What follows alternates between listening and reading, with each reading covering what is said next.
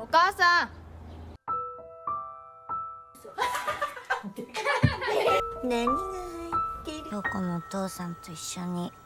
じゃ短いの似合うよね。手の瀬さん。わ、なんだよ。今好きな人がいるの。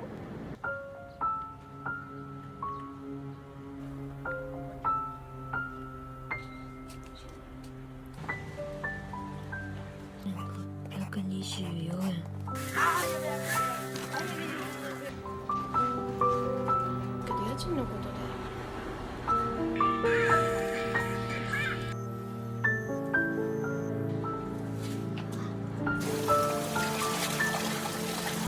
お稲荷さんは早めに食べてね。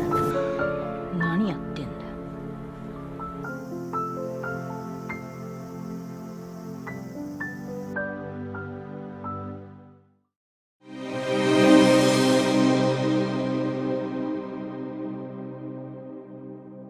Seorang bocah bernama Akira Fukushima datang melapor sebagai penghuni baru kos-kosan bersama mamanya bernama Keiko Fukushima.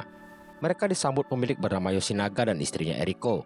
Yoshinaga minta mereka menjaga peraturan, yakni penghuni kamar maksimal adalah 2 orang.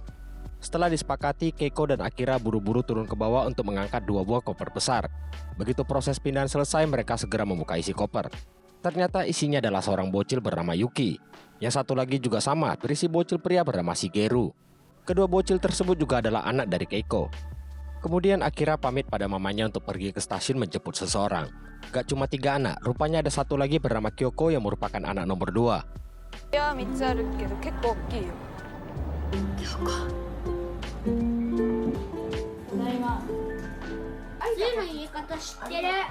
Keiko terpaksa bohong demi menghemat biaya sewa, sebab dia adalah seorang ibu tunggal dan bekerja sebagai wanita malam. Dan hebatnya, keempat anak tersebut memiliki papa yang berbeda-beda. Ketika makan, Keiko beri mereka peraturan. Pertama, nggak boleh berisik. Kedua, nggak boleh keluar rumah sekalipun cuma di beranda selain Akira. Kecuali Kyoko karena dia bertugas mencuci pakaian. Dan yang paling mendapat perhatian adalah Shigeru, sebab dia nggak bisa diatur dan menjadi penyebab mereka dulu diusir dari tempat lama. Sebagai anak sulung, Akira menjadi kepala rumah tangga saat Keiko kerja. Walau keadaan mereka bisa dikatakan kurang beruntung, namun keluarga ini hidup harmonis dan saling melindungi. Ditambah Keiko sangat menyayangi anak-anaknya.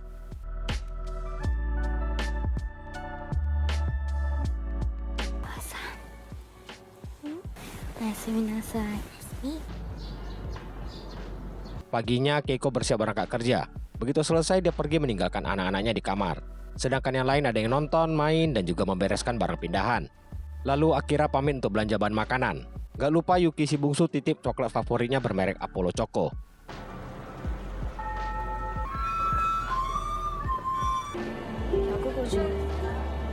Layaknya seorang ibu rumah tangga, Akira memilih bahan yang diperlukan tapi dia tidak menemukan titipan Yuki. Karena itu setelah belanja bahan, dia singgah ke minimarket untuk membeli Apollo Choco. Dapatkan yang dicari, Akira bergegas balik ke kos untuk memasak makan malam. Dan si kecil Yuki asik menikmati coklatnya serta Kyoko yang mencuci pakaian. Begitu selesai masak, mereka makan bersama. Kyoko, gohan dekita yo. Hai.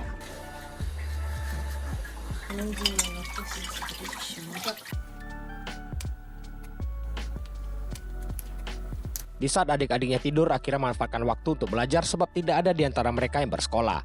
Kyoko lagi jemur pakaian melihat kepulangan mamanya, jadi dia pergi ke pintu untuk menyambut Keiko.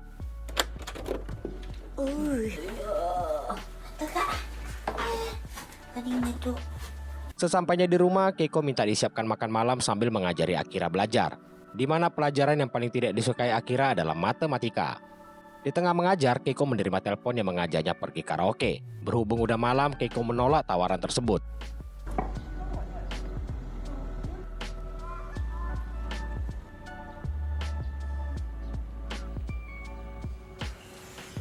Paginya Akira bangun duluan dan melihat Keiko meneteskan air mata.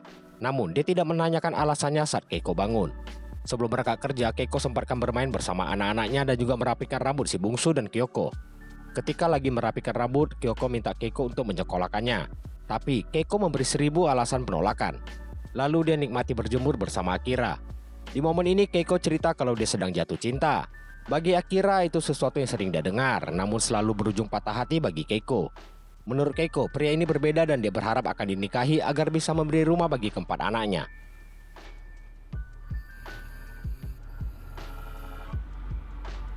Malamnya, Akira yang lagi menunggu Keiko mendengar suara dari bawah. Dia lihat dari beranda kalau Keiko sedang ngobrol dengan seseorang dari dalam taksi.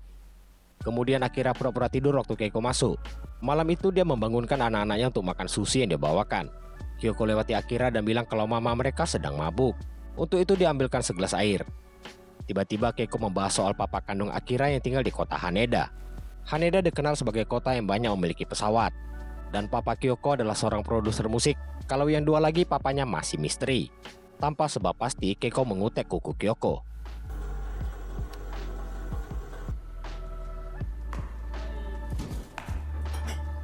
Pagi-pagi buta, Keiko udah gak di rumah.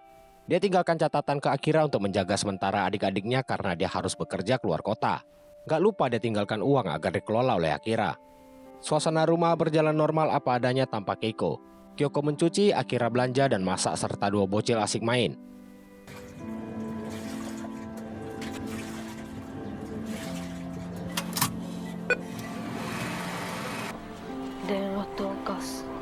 Beres belanja, Akira mampir ke minimarket untuk sekedar membaca komik.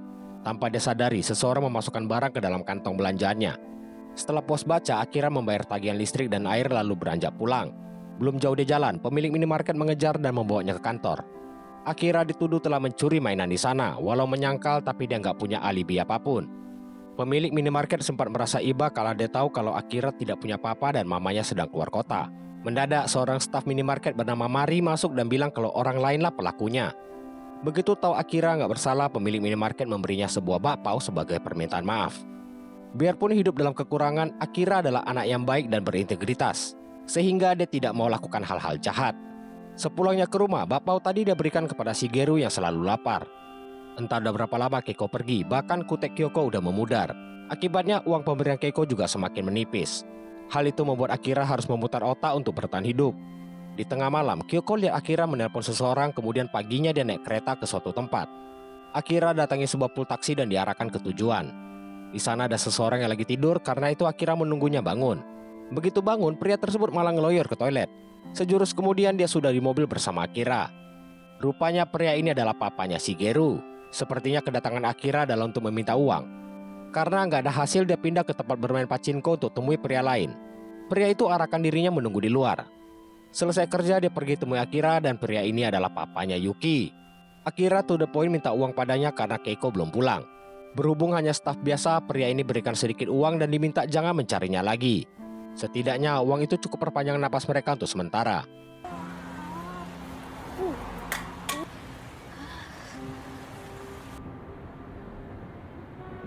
Beberapa waktu berlalu, Akira masih sibuk mengatur uang sedangkan Kyoko menemani Yuki serta Shigeru sibuk sendiri. Tiba-tiba Keiko pulang setelah sebulan keluar kota. Kepulangan Keiko tentu membuat Akira merasa lega. Gak lupa sang mama bawakan mereka oleh-oleh dengan Yuki mendapat tas ransel yang lucu. Habis itu Keiko memotong rambut Akira serta Shigeru dan kehidupan mereka kembali normal. Gak sengaja Kyoko menjatuhkan kutek Keiko. Lihat itu Keiko segera bersihkan sambil mengomel. Kyoko yang curiga tanya kemana mamanya sebulan ini. Keiko hanya jawab dia kerja di Osaka tanpa ada penjelasan lanjutan. Kemudian Keiko membereskan beberapa barangnya sebab dia akan pergi keluar kota lagi. Tapi dia janji akan kembali sebelum Natal. Singkat cerita, Akira ikut mengantar mamanya ke stasiun. Dia ceritakan mengenai uang yang dia dapat dari Papa Yuki. Dan di kesempatan ini dia juga tanya apa pacar barunya tahu mengenai anak-anak Keiko. Dapat pertanyaan itu, Keiko jawab dia janji akan cerita kepada orang itu secepat mungkin. Sebelum ke stasiun, Keiko mengajak Akira makan dulu. Di sini seperti halnya Kyoko, Akira juga minta disekolahkan. Tapi Keiko kembali memberi alasan kalau sekolah tidaklah penting. Dengar itu, Akira merasa mamanya sangat egois. Keiko bela diri dengan bilang papanya lah yang egois karena udah meninggalkan mereka. Lagian apa salahnya kalau Keiko hanya ingin mencari kebahagiaan. Lalu mereka tiba di stasiun. Sebelum masuk, Keiko bilang dia akan segera mengirim uang pada Akira.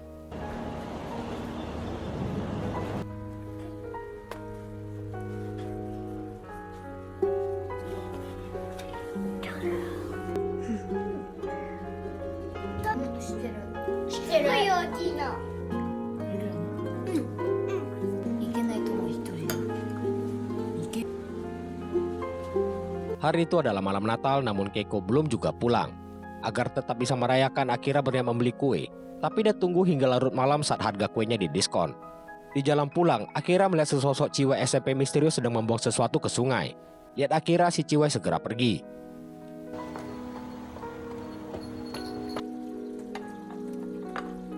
ってこなかったのお母さん。そんなことない。 Pagi itu Akira menelpon ke tempat kerja Keiko karena udah kehabisan uang. Alangkah kagetnya Akira begitu tahu Keiko rupanya udah berhenti sejak sebulan lalu. Untuk itu makan malam mereka hanya mie instan. Bagi Shigeru itu tentu gak cukup, jadi dia harus mengakali makanannya.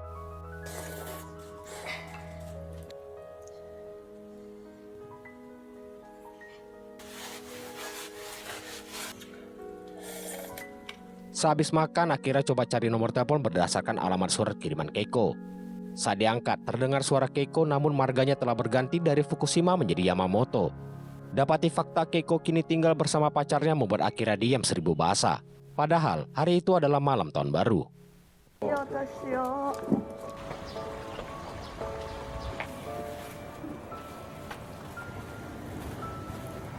Akira pergi membeli sesuatu lalu menemui Mari. Tujuannya adalah meminta Mari menuliskan nama-nama adiknya. Kemudian dia pulang dan bohong kalau Keiko mengirim surat dan uang untuk membeli mainan. Kyoko sendiri memilih menyimpan uangnya agar kelak bisa membeli piano. Kalau Akira ingin memiliki sarung tangan baseball.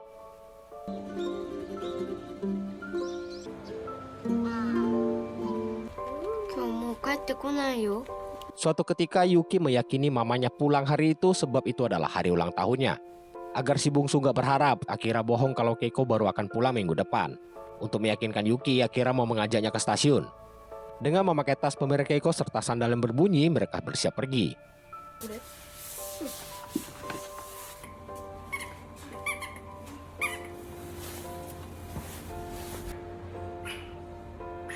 Saat dikira keadaan aman, gak taunya Akira dan Yuki bertemu Yoshinaga serta Eriko. Akira langsung membuat alasan kalau Yuki adalah sepupunya yang akan diantar ke stasiun. Berkat itu mereka bisa lolos. Mereka lanjut ke stasiun buat memastikan ke Yuki kalau Keiko tidak pulang hari itu. Apa ikut kayaknya?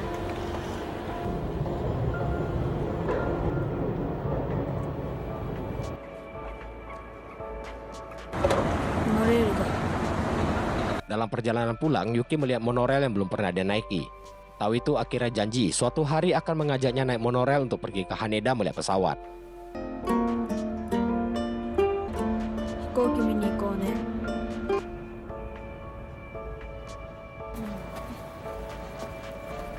Hari berganti, Akira temukan sebuah bola di taman. Dia bermimpi menjadi atlet baseball asik bermain sendirian tanpa teman di sana.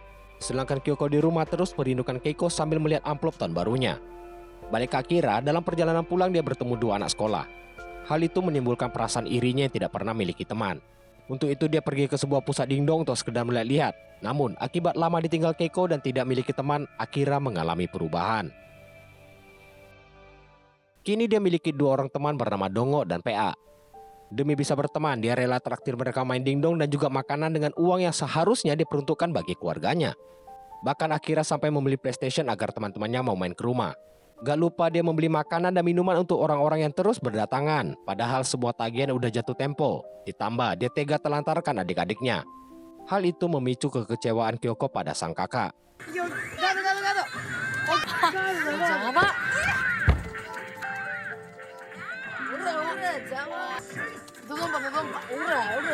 Singkat cerita, setelah puas main, temannya minta ditraktir ke minimarket. Sesampainya di sana, si Dongo melakukan pencurian di hadapan Akira. Selain itu, dengan tampang brengseknya dia juga menyuruh Akira lakukan hal serupa. Biarpun alami perubahan, Akira tetap menolak lakukan hal kriminal.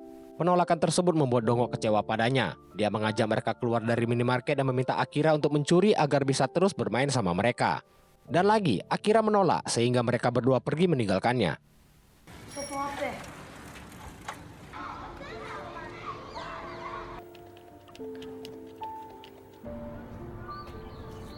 Beberapa waktu berlalu, Akira pergi ke sekolah untuk menemui kedua orang yang dia kira teman. Setelah lama menunggu, dia bertemu PA yang disusul Dongo. Akira tanya kenapa mereka nggak ke rumah lagi. Dengan belagunya, Dongo bilang dia akan datang kalau ada waktu. Lalu dia mengajak pergi PA dan bilang ke teman lainnya kalau dia nggak suka rumah Akira karena bau layaknya tempat sampah. Di tempat lain, Akira melihat sekumpulan ciwe kabur saat melihat seseorang mendekat. Rupanya itu adalah ciwe yang pernah dia temui tempo hari. Akira datangi dan melihat ada ucapan bela sungkawa yang ditujukan pada gadis bernama Saki ini. Bisa dipastikan kalau Saki adalah korban bully di sekolahnya.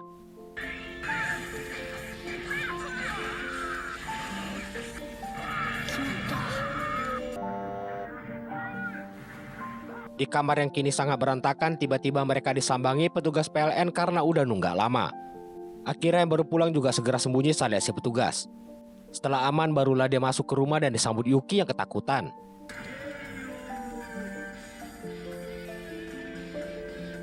Lihat Yuki, Akira sadar telah lakukan kesalahan selama ini. Untuk perbaiki keadaan, dia temui Mari untuk minta kerjaan. Namun karena masih di bawah umur, Akira tidak bisa bekerja. Mari sarankan untuk hubungi Dinas Perlindungan Anak, tapi Akira menolak karena nanti mereka berempat akan dipisahkan. Akira tahu karena dulu pernah mengalami hal tersebut.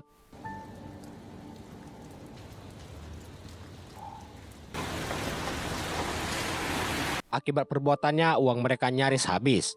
Gak disangka Kyoko menyerahkan semua uang simpanannya. Hal itu jelas membuat Akira malu karena telah menyusahkan mereka. Sebagai penebusan dosa, dia mengajak adik-adiknya keluar untuk jajan di minimarket dan bermain di taman.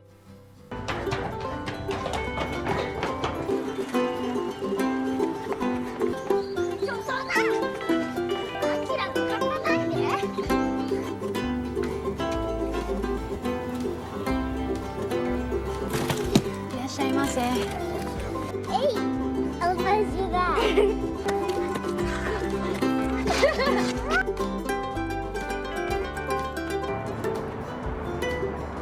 Melihat bunga di lapangan, timbul niat anak-anak ini untuk memeliharanya di kamar. Mereka segera ambil benih dan tanah hitam sebagai persiapan. Dan seperti biasa, mereka harus pastikan tidak ada tetangga yang melihat mereka sebelum masuk kamar. Siapa sangka, hari bahagia mereka harus rusak karena listrik diputus PLN. お兄ちゃん、電気つかないよ。風呂分もつかない。 Entah udah berapa lama mereka ditinggal Keiko. Shigeru dan Akira kini tampak gondrong layaknya gembel. Karena air dan listrik diputus, mereka harus kumpulkan air dari taman. Saat mengisi, Akira kembali bertemu Saki yang bolos sekolah. Selesai isi, Akira dan Shigeru pulang. Esoknya, kegiatan sikat gigi, cuci baju, dan mandi semua mereka lakukan di taman. Hari itu Saki kembali bolos dan tiba-tiba didatangi Shigeru untuk diajak bermain. Sejurus kemudian mereka udah akrab sama Saki. Bahkan mereka mengajaknya ke rumah yang kini mirip gudang. Lihat kondisi kamar mereka, timbul perasaan iba dalam diri Saki. Walau keadaannya begitu, mereka nggak pernah ngeluh dan terus jalani hidup dengan ceria.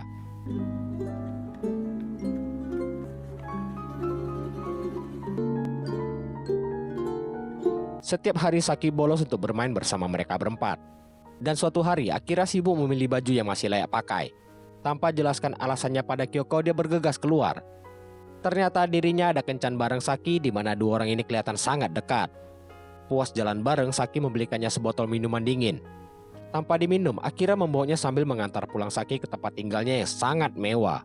Setelah itu, Akira pulang dan berbagi minuman dari Saki dengan adik-adiknya. Gak lupa dia menyimpan tutup botol sebagai kenang-kenangan kencan pertamanya. Asik.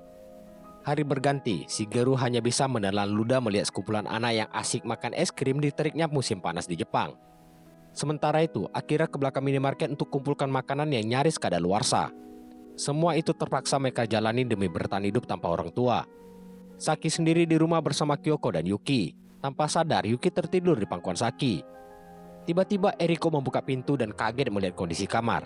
Kedatangannya adalah untuk menagih uang sewa yang udah habis. Kyoko yang berada di sana beralasan Keiko lagi di Osaka dan mereka adalah sepupu Akira. Namun, sepertinya Eriko tahu mereka bohong tapi dia biarkan dan tidak mengadukan pada suaminya. Melihat kondisi keluarga Akira, Saki mau coba bantu dengan mencari uang. Dia minta Akira menunggu selagi dia menantikan seseorang. Gak lama muncul seorang om-om yang mengajaknya pergi. Akira sendiri hanya menunggu hingga malam. Saat melihat Saki keluar bersama om tadi, dia pikir Saki menjual dirinya. Karena itu uang pemberian Saki dia tolak. Padahal Saki hanya menemani si om tadi karaoke. Gak percaya dengan alasan Saki, Akira yang patah hati pergi menjauh. Dan itu adalah kali terakhir mereka bertemu. Dan diriku bukanlah aku tanpa kau menenangkanku, kau melegakan aku. Bangun pagi, Akira melihat Shigeru mengunyah sesuatu. Tahu apa yang dikunyah? Karena kelaparan, Shigeru sampai mengunyah kertas.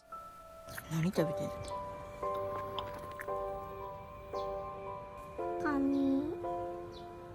Gak tega sang adik kelaparan, Akira keluar untuk membeli mie instan. Tanpa dia tahu, Shigeru keluar mencari koin untuk beli makan dari vending mesin dan telepon umum. Karena nggak dapat koin di sana, Shigeru teruskan pencarian. Oleh sebab itu, saat Akira sampai rumah dia tidak temukan Shigeru. Dia coba cari tapi malah menemukan Kyoko dalam lemari tengah memeluk baju mamanya. Akibat nggak ada yang tahu dia di mana, Akira terpaksa keluar mencari Shigeru. Betapa kagetnya Akira waktu temukan adiknya malah asik bermain. Dengan kesal dia menyuruhnya pulang sambil menendang mainan.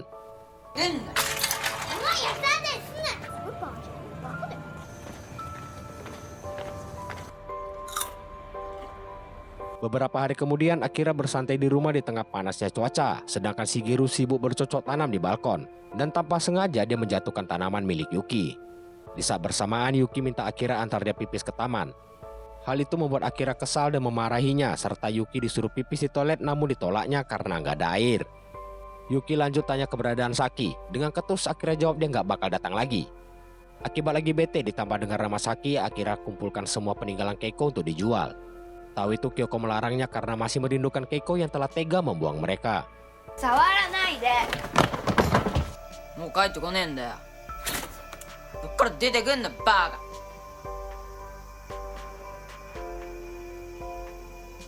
Lihat wajah kedua adik kecilnya membuat Akira makin marah, jadi dia pilih pergi menonton orang bertanding baseball. Gak taunya ada tim yang kekurangan pemain. Sang pelatih yang lihat Akira segera datangi dan mengajaknya bermain agar jumlahnya cukup.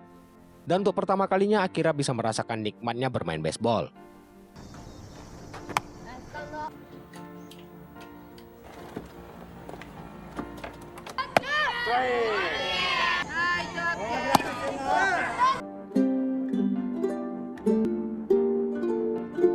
Berkat bermain baseball, mood Akira kembali baik. Namun sesuatu terjadi saat dia pulang ke kamar, yakni si bungsu Yuki jatuh dari bangku hingga tidak sadarkan diri. Yuki. Yuki.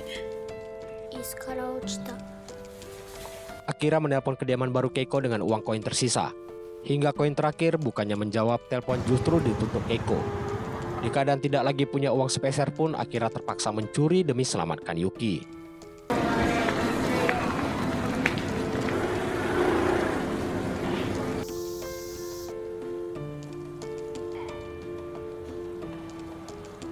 Hingga besok pagi Yuki tak juga bangun. Saat Akira pegang tangannya dia jadi makin gelisah. Karena itu dia keluar untuk mencari pertolongan.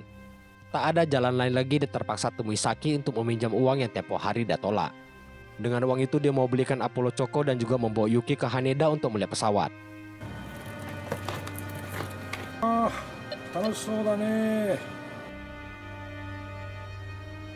Selesai beli Apollo Choco, dia mengajak Saki ke rumah. Di meja ada amplop berisi uang kiriman Keiko si mama Paji. Namun uang tersebut udah gak berarti lagi sebab Yuki telah tiada.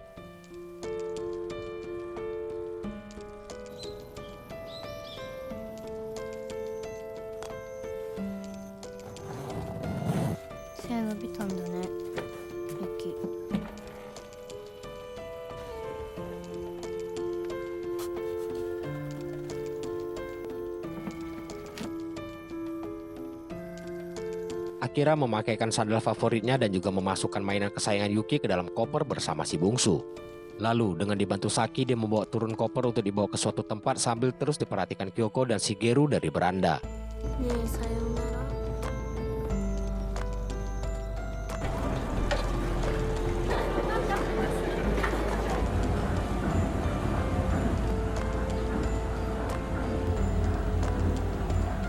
Akhirnya Akira memulih janjinya untuk mengajak Yuki naik monorel. Walaupun Yuki udah gak bisa lihat keindahan pemandangan di sekitar. Sampai di tujuan, koper berisi Yuki dibawa bersama Saki. Ternyata mereka berada di Haneda untuk memenuhi keinginan Yuki melihat pesawat dari dekat. Akira ingin menguburkan sang adik di sana. Bersama Saki mereka menggali tanah. Lalu Akira mengenang pagi saat dia menyentuh tangan Yuki yang udah dingin. Perasaan bersalah serta kesedihan yang begitu mendalam membuat Akira bahkan tidak bisa meneteskan air mata.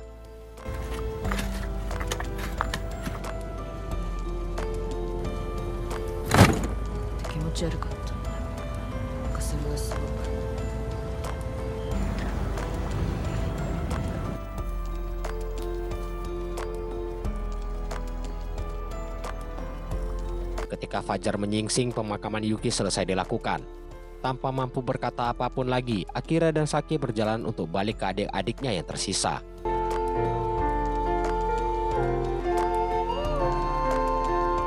Kehidupan mereka berlanjut dengan Akira masih kumpulkan makanan kadaluarsa. Bersama Shigeru, Kyoko, dan Saki mereka berjalan pulang. Tiba-tiba pesawat lewat. Lihat itu Akira teringat akan adik bungsunya. Sempat melamun dia disadarkan Shigeru untuk diajak balik ke kamar mereka. Demikianlah nasib anak-anak yang ditelantarkan orang tua tidak bertanggung jawab ini. Bagaimanapun mereka harus terus kuat untuk jalani hidup dan saling melindungi satu sama lain walau bukan berasal dari papa yang sama. Namun, ikatan yang terjalin antar mereka lebih kuat dari apapun juga.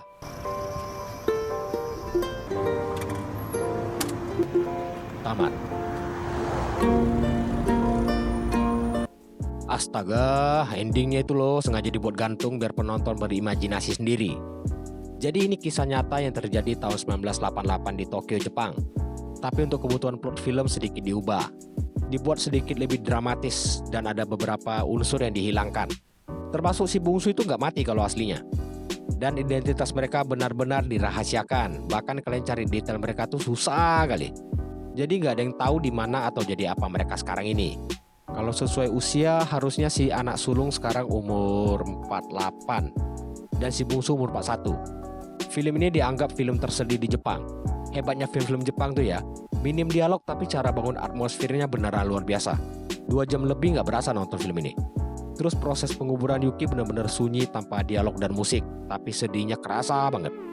Kampret emang. Kok belakangan filmku gini semua ya? Cari yang lain lah next ya. Jadi melu aku lama-lama. Mudah-mudahan kalian terhibur dan belajar bersyukur karena kasus di film ini terjadi di mana-mana.